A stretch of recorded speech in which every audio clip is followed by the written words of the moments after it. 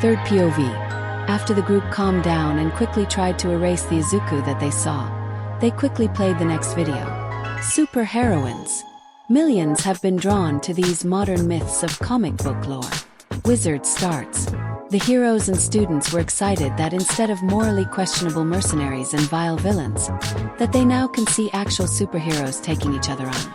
The death part of Death Battle made them feel for a moment guilty for wishing a fight between superheroes to the death, but they remembered that they are mere simulations to see which one is superior. Anyways, the girls and superheroines were super excited at the mention of having this fight between two female superheroes and see which had the greatest girl power. The boys were just as curious as their female counterparts but quickly tried to rein in any impulse or thought that could even be slightly perverse, lest they get targeted by Izuku's wrath like Mineta. Bakugo was the only one not worried because he knows that no matter how hot the female will be that he won't go drooling like his pig of a classmate. Or you could, just to be drawn the way they're drawn. Boomstick says perversion in every word on his every phrase. The boys could not say the same for Boomstick. The girls were already getting annoyed at Boomstick's perverted phrasing, and they felt that they will have to put up with it for the rest of the video. Like Anna Marie the Rogue, Wiz introduces the first character, and Diana Prince, the Wonder Woman. Boomstick introduces the second. He's Boomstick and I'm Wizard. Wiz introduces himself and his partner. And we're here to watch two chicks duke it out. Cat fight. Boomstick yelled excitedly. Boomstick, behave yourself, Ida said. Zero said, Ida, you know he can't hear you, it's just a video, right? Ida blushed embarrassed and sat back down, much to everyone's amusement. And it's our job to analyze their weapons, armor and skills. We started before Boomstick interrupts him. And maybe a few other things, Boomstick said. Cue the groans from 90% of the viewing audience. To find out who would win a death battle, Wizard continued. Whoa. The first contestant is a young, attractive woman wearing a green and gray mixed skin-tight suit. Her hair is curly and brown with big white streaks in it. They all found her quite attractive and wondered what her powers were. Owen and Priscilla lived in a back-to-nature hippie commune in Caldecott County, Mississippi. Here they gave birth to Anna Marie, who enjoyed the attention of her Aunt Carrie, from her mother's side. The commune's failed attempt to use Native American mysticism to reach the far banks resulted Priscilla's disappearance. Wiz explained. They all felt for the future heroine, knowing that losing the life of a family member is devastating. The one who could understand it most currently were Ida, Mirio, and All Might. Ida knew how it felt to nearly lose someone close to you, such as when his brother was maimed and nearly killed by Stain. He couldn't fully sympathize with fully losing a relative, but if it was anything close to his own experience of nearly losing Tensei, then he could feel for her. Mirio has the same thoughts in mind with the death of Sir Night-Eye. Mirio knew how it felt to lose someone close to him upon Sir's death, who was like a father or uncle to him. Mirio also knew that Eri would likely feel the same when she finds out about her own parents, but that's a story to tell some other time. All Might also knew what it was like to lose someone close to you. He has suffered with both his predecessor, Nana Sharmira, who was like a mother to him, and Sir Night-Eye, a brother in everything but blood. They were probably so high at the time that they didn't notice she was gone. Boomstick said. That was a little insensitive, don't you think? Toru said, flinching slightly. Miruko voiced her thoughts with, they tried to perform a Native American mystic ritual, and they are hippies. Doesn't sound like something one does when sober. Carrie took over Anna's care and, in her grief at the loss of her sister, was strict and authoritarian guardian. Anna Marie was a rebellious child, and her equally poor relationship with her father prompted her to run away from her home as a young teenager. This prompted her nickname Rogue. Wiz continued to explain. Already they were feeling that she has had a difficult life, and felt like things were only getting worse. At some point, Rogue grew close to Cody Robbins. In the heat of the moment, Rogue kissed Cody. For some reason, her latent mutant power emerged, and Cody was left in a coma. Traumatized by the experience, Rogue decided to pack up and leave. Boomstick continued to explain. And just when you think it can't get any worse, You have putting your crush in a coma by kissing him, Kaminari said, wincing at what she must have gone through. Mutant? Momo questioned. Could it be related to quirks? Nizu chimed in with, actually, back when quirks started appearing, mutants was one of the throwaway suggestions to call these superpowers individuals, but they decided to go with quirks. I'm not sure if it was meant to ease the public by making it sound more natural, or meant as a stigma to ostracize those with quirks. Izuku spoke up with, as for it being related to quirks, it may be. Boomstick said mutant genes, which points it out to be a biological evolutionary factor rather than bioengineered or magical. Fancy words and history lesson aside, I feel for the girl, Mina said. Couldn't have been easy to have such a hard life and then have your crush get hurt because of you. I know that's how I felt when I kissed my first boy. Wait, what? Class 1A said. Izuku momentarily flinched as well and had a nasty feeling in his chest at hearing Mina kissed a guy. I didn't know you dated a guy before, Hura said. What happened? It was just a crush, my first crush really, nothing too special. And we weren't dating either, it was just flirting. Mina explained, trying to not let the others get the wrong idea, especially Izuku. But we did kiss, and I accidentally activated my quirk and burned his lips. He didn't speak to me ever again and I felt terrible. Well, you shouldn't, Izuku said, surprising Mina. It wasn't your fault that you couldn't control your quirk back then. And if he did blame you, then he wasn't worth the time. They were shocked that Izuku would say anything so harsh on a random guy. But Mina blushed and had tears fill her eyes. Kirishima voices in two saying, yeah, it was an accident. If he didn't have the stones to face you or forgive you for an honest mistake, then he's not a real man. Everybody agreed with Izuku and Kirishima, Mina tearing up more and thanking the two, with Mina holding her friendship with Kirishima more dear to her and her love for Izuku Midoriya growing more than ever. Not that this isn't sweet in anything, but are we going to have a cry fest or are we going to watch a death battle? Miruko shouted out. I agree with bunny ears. Quit the sob fest and continue the damn video already. Bakuga yelled out a more impatient, vulgar version of Miruko's words. After some time finding herself, she finally found her place among the X-Men. Physical attributes. Height, 5 feet 8 inches. Weight, 120 pounds. Green. Hair, brown with white streak. Rogue has possessed a variety of different powers over the years, was said. For this duel in particular, we will use the most well-known version, the original iteration from the comics and television show. Wait, she has had more than one power? Kirishima asked. Like more than one quirk? It could be a hybrid quirk of two different quirks, similar to mine, Todoroki implied. Or it could be that he is talking about multiple versions of Rogue from alternate multiverses or sources. He did say that they are using data from different sources. Izuku said. Power absorption. Activated through contact.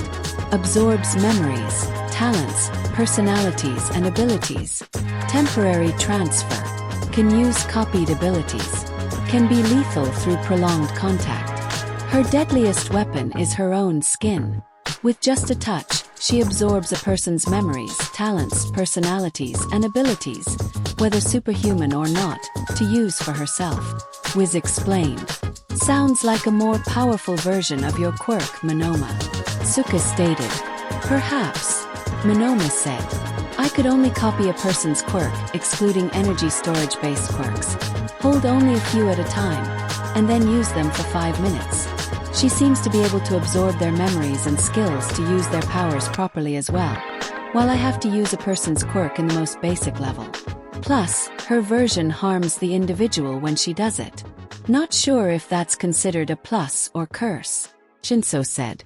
I'm guessing that it depends on the individual she is absorbing. If it is a fellow hero, then it could be problematic, especially long-term use that can be fatal. But for a villain, it could make them incapacitated easily. Momo deduced. Too bad it knocks them out cold. And if she holds on long enough, it's game over, Boomstick said. See? Momo pointed. Nizu smiled. He definitely is going to find a way to have Ms. Yaoyorozu join Midoriya in their after-school analysis classes. Tenacious foes like Juggernaut can resist it, but in the end, no one is safe from Rogue's parasitic touch. For every second of contact, Rogue can keep these powers for a full minute, though sometimes there's unforeseen side effects. Wiz explained. Okay, that is stupidly overpowered, Satsuna said. Unless the lethal side effects take seconds as well, then she basically can hold someone for 10 seconds and use their powers twice as long as Monoma can. Ms. Marvel's powers: super strength, flight at subsonic speed, near invulnerability, enhanced reflexes, telepathic resistance, seventh sense. She held on to Ms. Marvel for so long she absorbed her powers permanently. Now she's got super strength, speed, and near invulnerability. Not that I blame her though. I'd be holding on to Ms. Marvel for as long as I could. Plus, when she's unconscious I could. Boomstick started before being stopped by Ida and Wiz. Whoa. TMI. Kaminari said. Boomstick. This is highly unethical and sexist of you to say. Ida screamed out. Zero mumbled out to Kirishima. Did he forget what I said a few minutes ago? Kirishima shrugged and said, whatever man, just let him do his thing. Trying to get him to stop would be like trying to force Midoriya to stop mumbling or Bakugo to stop yelling all the time. Bakugo replied to that with, did you damn extras forget that I'm sitting right next to you? They continued on with the video, most getting rather annoyed at Boomstick's increased perversion in Think His video. She's also gained a seventh sense, the ability to subconsciously predict her opponent's move. But her seventh sense doesn't always seems to work. That or the writers forget about it, 'cause Rogue gets her ass kicked a lot. For plot convenience, Wiz answered. First of all lame, Kaminari said. Second of all writers. The video paused with the robotic voice of the box saying, note, many of the universes shown are also shown in Wiz and Boomstick's universe in the form of comics, TV shows, and movies. Most of the writers and showrunners of said forms of information have individuals that unconsciously peer into the multiverse and pass them off as fiction. Wiz suspected this and managed to create the technology to properly view the multiverse in a more coherent form. Satisfied, yet still slightly confused the specifics of the mechanics of their world, they decided to continue. And damn, she's got a hot ass, Boomstick said out of nowhere. What? Wiz said dumbfounded. Q 95% of audience groaning at Boomstick's perverted comments. Mineta agreed and would have voiced it if he didn't have the watchful glare of Izuku and Bakugo still looking at him. Kaminari noticed their glares at Mineta and slightly praised himself for, while admittingly more perverted than most of his classmates, that he wasn't as perverted or desperate as Mineta. Never mind. Boomstick corrects himself. Ain't that enough? Rogue says. The heroes found her mutant ability to be quite useful, especially for incapacitating villains with just simple touch and being the bonus of having enough power to fight without resorting to just power absorption. Nijire asked, wait, about her powers from that Ms. Marvel person. How was she able to gain those powers permanently? How long did she hold on to Ms. Marvel? How did Ms. Marvel survive? Can there be probably other people she can absorb to fully gain their powers without killing them? Everybody's sweat dropped at Nijire's rapid-fire questions but did not expect for Izuku to answer her. Izuku said, well, Wiz did say that they were side effects. So maybe there was something in Ms. Marvel's biology and powers that allowed her to survive for so long for Rogue to fully gain her powers. Also, Wiz did say that people can resist. So they could either resist her powers fully or resist being incapacitated or suffer lethal injury for longer than most. Kota managed to stop the two from diving into mumble question fest by splashing the two with water. It made everybody laugh and the afflicted people to realize their relative closeness, that being a few inches from their noses touching and quickly backed up. Izuku went as bright as a tomato while Nijire blushed hard but smiled at her progress of being closer to the cinnamon roll. The video continued with the next combatant, Wonder Woman. The next combatant was wearing a red and blue outfit with stars on her blue parts and a golden eagle on the W of her outfit over her large breasts. She wore red and white boots, a golden glowing lasso on her side, and a golden tiara on her head. She had a waterfall of raven black hair that seemed to shine and wave with perfect elegance, and her Amazonian form and shine was simply stunning and powerful. Most of the males in the room were blushing at the sight of the woman with the beauty of a goddess. Even the likes of Todoroki and Bakugo were not immune to the woman's beauty, blushing and trying to hide or shake it off. Izuku was likewise starstruck at the woman's divine light beauty and the power and presence that she shone with, but tried to shaking off the feeling, not wanting to be a hypocrite by being just like Mineta. Said grape-headed teen was going mentally crazy and was almost willing to say, "Fuck it," to Izuku's warning of his smiling, dark face, and the prospect of both him and Bakugo beating him to a purple pulp didn't settle down the boner he had. Though since his max length was about 2 inches, nobody would probably notice. To the uneducated nerd, Wonder Woman may seem a cheap clone of Superman. Wiz began. With super boobies. Boomstick says once again out of nowhere. Kaminari actually had a nosebleed and asked for napkins, trying to pass it off as accidentally hitting his nose. But everyone and even himself didn't blame him. Not even the girls. Momo made some napkins for him, to which he thanked her. But in reality, she's a whole different story.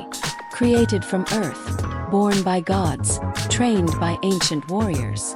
Was started. Maker of Wonder Bread. Designer of the Wonder Bra. Boomstick continued for Wizard. Cue now 99% of the audience groaning at the perverted string of comment from Boomstick. Boomstick, that's not true. Wiz tried correcting his co-host. See, I can do it too, Wiz. Boomstick said. Wonder Woman is the incredibly powerful and near invincible ambassador of Themyscira, and self-appointed protector of the Earth. Wiz continued to explain. So she acts as both a hero and an ambassador of this Themyscira, UQ said. Admirable. But what the hell is this Themyscira anyway? Lady asked. Momo answered with, it's a magical island in Greek mythology that is said to be home of the Amazons, godly warriors that serve the gods of Olympus. Everyone looked at Creati with raised eyebrows, where she said embarrassed, I like to read. And she dresses like a stripper, a patriotic stripper. Boomstick says. Okay, even thought that is still perverted to say. He isn't exactly wrong. Death Arms says. A lady said in reply. Doesn't sound like a very sensible thing a hero to do. Flaunting off your goods so easily. Midnight interrupted with.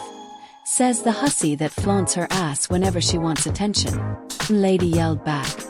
Hey, you are not one to talk, you whore. Midnight yelled back. What did you say, you little brat? As the two pro-heroines started their own catfight, Momo and Toru both quietly sunk deeper in their seats so that no one can refer to them and Momo's more revealing suit, whilst Hagakure is just essentially naked all the time. They noticed a pair of eyes on them, that being Izuku. He simply made a shu sign with his finger and mouth and a zipping the lip sign. Both Momo and Toru smile appreciably. I have to say that the glamour of red and blue and the stars is simply magnifique. Oyama. Yeah, patriotic stripper look aside. It actually reminds me All Might's look, mainly the red, white and blue. Izuku said. Said former pro suddenly turned into his buffed form and said, Hitch. I am glad to see that there are others out there that share in the same style as me. Hitch blue. All Might reverted back to his weakened state and coughed a bit of blood. Master combatant. Trained since childhood. Born from clay. Skilled at armed and unarmed combat. Prefers fist over blades. The best of the Amazons. Diana Prince has been trained by the Amazons as a master combatant since childhood. She dueled the best of the best for the right to be crowned Wonder Woman, was said. While everyone found it weird for her to be born out of clay, they couldn't deny the skill and prowess that the female superhero had. That's rather admiring, Suka said. She didn't become Wonder Woman for her powers and strength, but rather because she earned it. Izuku and All Might looked at each other, with the former pro giving the kid and smirk and a thumbs up. Izuku smiled. Her unearthly powers are divine, granted by ancient Greek gods and goddesses. Wiz revealed. Powers from Demeter. superhuman strength, superhuman durability, resists all but blades and bullets, magic resistance, enhanced healing factor. From Demeter, she received superhuman strength and durability. And you know that bitch mailman god with the whingy shoes? Boomstick asked, slightly miffed. Hermes, Wiz and Ida say at the same time. Whoa, Ida, you know about Hermes? Izuku asked. Ida replied. Hermes was one of the main inspirations of the Ida family's hero costume designs. I also find Hermes' magic powers over speed to be similar in many regards to me and my family's quirks. Plus I am as well educated mostly in Greek and Norse mythology. Momo smiled and said, That's great, Ida. I am particularly interested in most Greek mythology, as well as Roman and Egyptian. So am I, Izuku said with enthusiasm. I'm a huge fan of the tales of the trials of Hercules and the Gigantomachie War. I also love Greek, Norse, Egyptian and Japanese. Maybe we can discuss sometime in a club. Ida and Momo found it a great idea but decided to talk about it later. Powers from Hermes. Flight up to Mach 5 speed. Superhuman reflexes. Faster than Superman. Superhuman speed. Up to hypersonic. Whatever. He gave Wonder Woman the ability to fly and move at hypersonic speeds. Wow, Azui said. Looks like she can go faster than you, Ida. The mentioned engine quirk Yuzumi was currently waving his arm robotically at hyperspeeds with a look of shock. Other powers. Enhanced sight, smell, hearing, touch, taste. Multilingual. Increased wisdom. Superior empathy. Animal rapport. Coda liked this especially. Other useless stuff. She was given numerous other powers from enhanced senses, animal rapport, and blessings of wisdom and empathy. Wiz says, Ha! Bakuga yelled out. I like how they just have the balls to put other useless stuff. Still, with such an arsenal of abilities and skills, she is quite powerful, Suka said. Nizu also liked the increased wisdom, and wouldn't mind having a battle of wits with the Amazon princess. Besides the obvious cannons resting right below her neck, she's got pretty bizarre mixed weaponry. Boomstick joke. Cue the groans of over 99% of the audience, now including loud facepalm slaps. Lasso of Truth. Forged by Hephaestus. Unbreakable. Infinitely elastic. Forces prisoners to tell the truth. Her lasso of truth is a piece of unbreakable string that, well, makes you tell the truth. Boomstick said. What other depraved thoughts must you be thinking? Diana's mother, Hippolyta, asked a man tied up in the lasso of truth. God, your daughter's got a nice rack, said the tied-up man, Colonel Steve Trevor. Hell yeah, she does, Boomstick loudly proclaimed. Bakugo looked over to Mineta, swearing he also heard Mineta say the exact same thing. Mineta just whistled silently with a look of innocence, but Bakugo gave him a seething glare and an "I've got my eye on you" expression. That lasso could be quite useful in interrogating villains, Snipe said. Nizu almost leaped in surprise and joy at the mention of a tool as useful as that, and silently prayed to whatever god existed to help him in his search for something that defined the leak. Boomerang Tiara. Returns after each use. Razor-sharp edge. Can cut through most substances. She uses her tiara as a long-range throwing weapon, using its razor-sharp edge to slice open her enemies' throats. Wiz said. She uses a girly accessory as a weapon. That's so lame, Bakugo said, groaning. How about you say that when she is tossing that to your face, Bakataku? Mina said. Is that a challenge I hear, alien bitch? Bakugo explodes out. Bracelets of submission. Indestructible. Formed from the aegis of Zeus. Blocks blades, bullets, beams, and other attacks. Can discharge lightning. Wonder Babe wears the bracelets of submission. Indestructible steel gauntlets forged from the remains of Zeus' legendary aegis. These babies can block all sorts of attacks, Boomstick said. Okay, even I can admit that those are awesome, Bakugo admitted. And they can discharge lightning, Kaminari said excitingly. Now that's awesome. I wonder if I can do that with my iron. Tetsu mumbled out. She has persevered throughout the years, fighting a huge variety of foes, even killing the Greek god of war, Ares. Wiz revealed. Hear that, Kratos? A chick beat you to it, Boomstick said. What? She killed Ares. That incredible, Momo said shocked. But who is Kratos? Urarka asked. He's a spirit or god of strength and power and a son of Zeus. But I don't believe I have ever read a part of Greek mythology that had Kratos trying to kill Ares. Izuku said. All right, the combatants are set. Let's end this debate once and for all. Wiz says. Now it's time for a catfight death battle. Boomstick excitedly yelled. The video paused as it was canning for multiversal counterparts like always where the heroes and students discussed the two combatants. Sounds to me that this wonder chick is going to win easy if she managed to defeat the god of war himself. Miruko stated.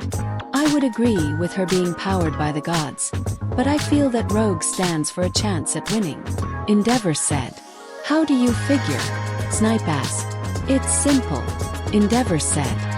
Despite the use of the lasso and tiara as her only projectile or long-ranged weapons, it seems this Wonder Woman mostly fights hand-to-hand, and against someone who can beat you with but a mere touch, it might only take touch. Plus, Wonder Woman's lack of clothing, especially in her arms and legs, allows for Rogue to have an easier time to have skin-to-skin contact, Midnight pointed out. And Rogue's increased senses will aid her in avoiding and predicting Wonder Woman's attacks. Cementos added. Plus if she does absorb Wonder Woman's powers, combined with her own, then she could overpower easily. The robotic voice, finished scanning, said. Scanning complete. Oh, multiversal counterpart. Toru Hagakure. Nice, Toru. Mina exclaimed. It's your turn. And you are a powerful heroine at that. It's kinda sad though, Kaminari said. Hagakure is stuck being invisible so no one can see what she looks like, while this one can't actually touch anyone she likes because they could get hurt. The room was silent. They then heard sniffles and saw Hagakure's floating clothes shaking, indicating that she was starting to cry. This resulted in the girls immediately cheering up Hagakure and a certain green bean to lose his shit.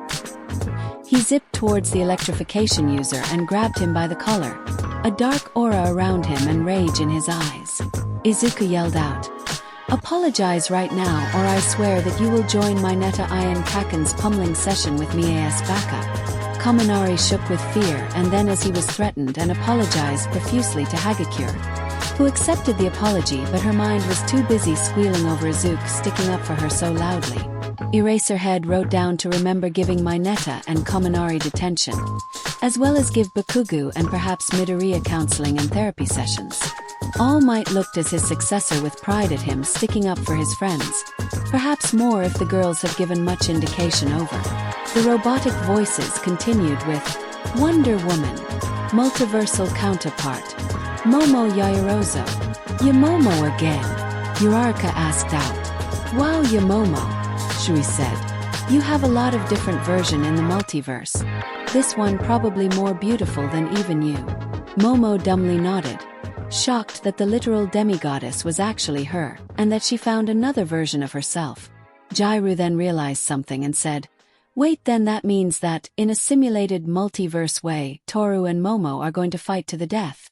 Toru immediately started crying out apologies to Momo, to which the Class 1A vice rep calmed her down. The teachers weren't pleased that their students were going to be fighting to the death, but they figured it was alright for now since they were merely simulations, though that didn't mean that they still didn't like it. Afterwards, the bets were set.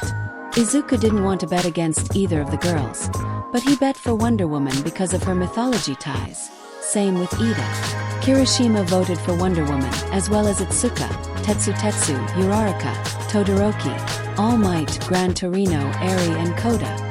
As for Rogue, the ones who voted for her were Monoma, Ojiro, Kota, Mirio, Bakugu, Kamakiri, Tokoyami, Shurhai, Endeavor, Cementos and Kemui Woods. They continued the video and started the fight. It started with Rogue in a green and white hero suit flying through the air until Wonder Woman appeared and kicked her towards the ground. It had Rogue land on the ground and dust of her thighs, with Wonder Woman landing before her. Fight. Wonder Woman tossed her tiara at a charging Rogue, which slashed her head and stunned her. Wonder Woman quickly appeared behind the mutant, catching her tiara, and roundhouse kicked her away. Looks like Wonder Woman is opting to finish this fight quickly, UQ said. She is going to need to strike as fast and hard as possible to not let Rogue get the opportunity to take off her gloves, much less touch her, Mirio said. Wonder Woman launched towards Rogue and let loose a flurry of kicks to her sides, before speeding in front of her trajectory and punching her away again. Come on. Hit her already, you white stripped bitch. Bakadush yelled out at Rogue, not even attacking. Wonder Woman is just too fast for her to keep up, Satsuna said. Wonder Woman grabbed Rogue with her lasso of truth, snaking her onto the ground until she brought the mutant to her and uppercutted her into the sky. She then unleashed a fury of attacks at high speeds all over Rogue. Wow, she is going so fast that I can barely even keep track of her, Mina exclaimed. Then Wonder Woman punched Rogue in her exposes cheek, where she glowed yellow in a faint hum. And she fucked up, Maruko said. They agreed with the rabbit hero as they saw Wonder Woman pause from her physical contact with Rogue, enough time for the mutant to recover and latch onto Diana's thigh, continuing to drain her. Lucky bitch. Mineta mumbled jealousy. You say something, you grape-head midget, Bakuga said. Nothing. Mineta quickly responded, sweating profusely. Diana grew pale as she was drained, every second giving Rogue more time to drain her of her powers. Diana broke free, but Rogue was instantly on her, attacking with super fast punches of her own and Diana's strength combined. After a flurry of Rogue's attacks, Diana flew back and launched her lasso again to restrain her. This time Rogue caught it and flung Diana onto the ground. Let that be a lesson, students, to not rely too much on your support items, or your quirk the same way over time. A smart enough foe can anticipate and predict your attacks if you rely too heavily on your tools, Mizu said. It's even worse for Wonder Woman because Rogue's absorption powers also include absorbing their skills and personalities, so Rogue can predict Diana's attacks, Momo said, now worried for her alternate self. Plus, by adding in her sixth sense ability, and Wonder Woman is toast, Mirio said. Rogue landed behind her, before Diana recovered and super sped around behind Rogue. She tossed her tiara, which was blocked, and left her open for Rogue to slide and attack her legs before finishing with an uppercut. Wonder Woman retaliated with a flurry of punches that ended with Rogue recovering, blocking, and kicking Diana to the skies before flying off after her. Rogue flew into the sky and looked around for Diana, before she was struck with another barrage of super speeding punches.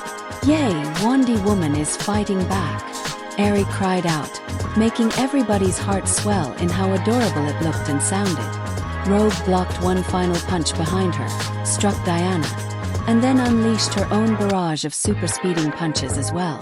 Now Rogue is figuring back, Coda yelled excited. This fight is awesome. The excitement of the two kids made everybody smile. After a flurry of attacks and blocks from the two, they landed on the ground preparing for a final attack.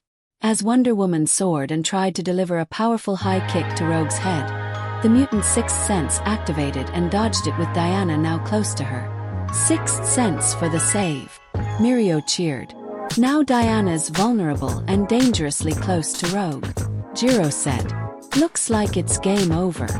Rogue grabbed onto Wonder Woman, grabbed her face and brought her lips to the fellow superheroine for a deadly kiss, saying, "Good night, sugar."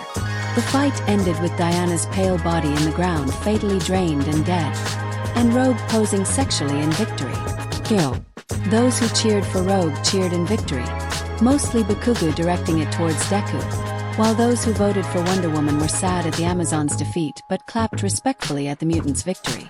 Toru and Momo also shook hands respectfully at the good fight between their multiversal others. Woohoo! This goes down in history as the best death battle ever, Boomstick yelled excitedly. The audience agreed that this fight was by far the best one yet, though it was the third one, so it was to be expected.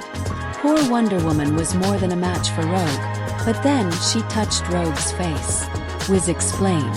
Wonder Woman is a trained fighter, so naturally, she would strike her opponent's weakest spots, like the neck, stomach, joints and well the face. Boomstick explained as well. And that proved to be her demise. Kamui Woods said. In the end, her failure was a result of her thorough Amazonian training. And her stripper outfit. Her leg was begging to be grabbed there. Though personally, I might have grabbed elsewhere. Boomstick said pervertedly. I would too. Mineta whispered out pervertedly, before shutting his mouth in horror as he slipped. He looked towards Bakugo who had a deranged maniacal look on his face that screamed you fucked up, and pressed his thumb over his neck in a you're dead motion. Mineta grew ghostly pale and knew he might as well sign his will after this.